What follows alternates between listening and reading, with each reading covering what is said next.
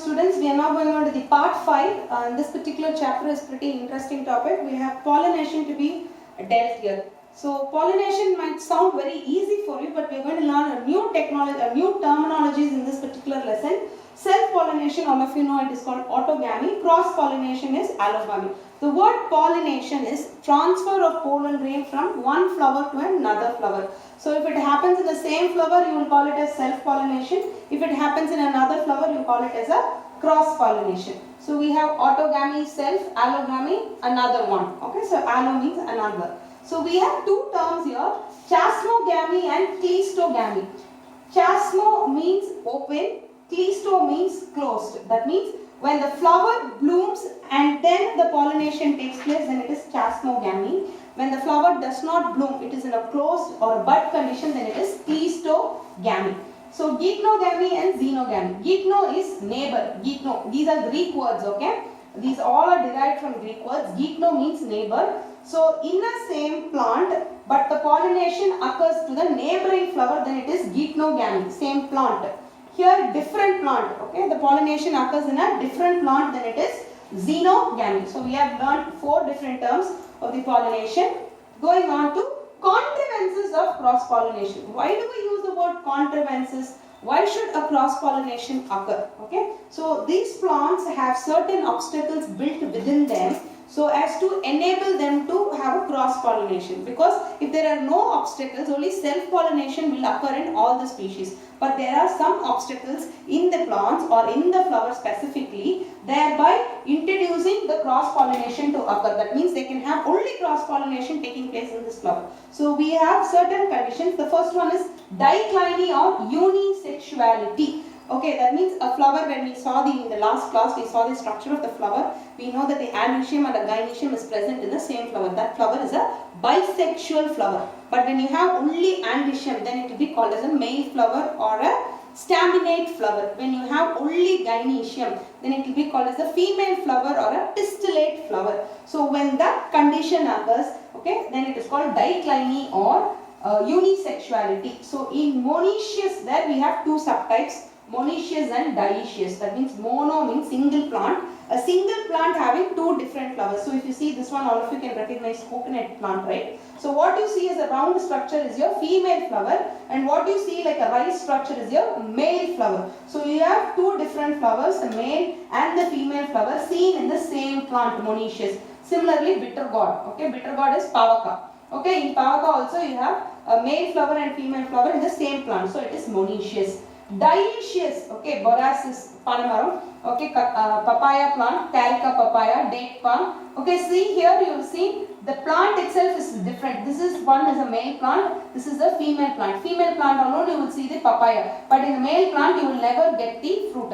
In an area, one male plant is sufficient to almost pollinate more than 1000 plants of the female. Okay, so they have so much pollen being generated. So technically everybody need not have a male plant. Probably in that area one male plant is there, the pollination can occur. Suppose in some people's house you will see the plant without having any fruits. That means in that region and very few fruits will be forming in that particular plant. The reason can be there are no pollens in that particular region or the male plant is absent. So that can be one of the reasons. Okay, so this is a contrivance where the flowers are separate, thereby only cross-pollination can occur. So that condition is unisexuality. Monocliny or bisexuality.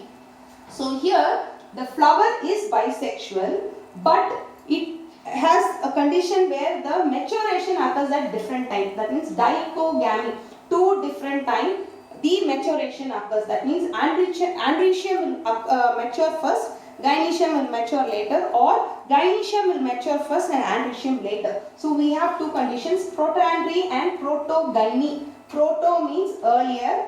Here, okay, so here the androecium is maturing first. Helianthus, I put a picture of the clerodendron. Okay, clerodendron. Helianthus is sunflower. Protogyny is when the gynoecium matures first. So I put a picture of the Aristolochia here. Okay, here the gynoecium. So obviously they have to depend on another flower's pollen for their fertilization to take place or pollination to take place. So the next one is called monocliny. We have first one we saw the maturation. Here the position of the androecium and gynoecium is such that the cross-pollination only can take place. Hercogamy is different positions. Okay, so you see here, this is Gloriosa superba, this is hibiscus. The position, this is pendulous flower, right? So you see the anthers are reflexed out. But you see the gynoecium, this one, okay, it is going down below. Okay, so here we can see almost bent here, the gynoecium, and the pollens are here. So when there is a wind there, this can fly off. It will not need not being falling on here because it is reflexed such that. And here also you see the pollens are above, the stigma is below and the pollens is above here because it's a pendulous nature, and the pollens in the wind will fly away rather than falling on the same stigma. So the cross pollination only can occur in this condition. Monocline, heterostyly. Heterostyly means we are talking about the ovule here, the position of the ovule. So hetero is different. So in this we have again two types, distyly and tristyly. Distyly is when we have two flowers. So if you look at here, you see the style in this same flower. This is primula, this is also primula. Here in one flower you see the length of the style, it is so big here, okay, but here you see the length of the style, it is small. So here definitely the pollen cannot fall here, but the pollen of this flower can fall on the stigma of this flower, and the pollen of this flower can fall on this flower. So you have two different flowers, okay, and two different levels, distyly, okay, seen in primula. Tristyly, you have again three flowers here, three different levels. So yes, you see androecium and you see the gynoecium at three different levels, one level and the one medium level. So here three different levels. So it is tristyly seen in Lythrum, and this was primula, okay, heterostyly, different positions. Self-sterility, self-incompatibility. Okay, this is passiflora and this is abitlon. Abitlon is tutti chedi. It is a weed out here. You can see in this one, schizocarpic fruit here. Self-sterility is even if the pollen falls on the flower or the same stigma, it is not accepting it. That means the chemicals that we saw in the pollen grains, right? We saw the proteins. These proteins will reject its own pollen. Okay, if it is the same flower's pollen, it will reject. Means it knows its own chemical and it will reject it. That's why it's called self-sterility or self-incompatibility. Only when another pollen falls on this flower, it can pollinate. Okay, so that is why it is called self-sterility or self-incompatibility.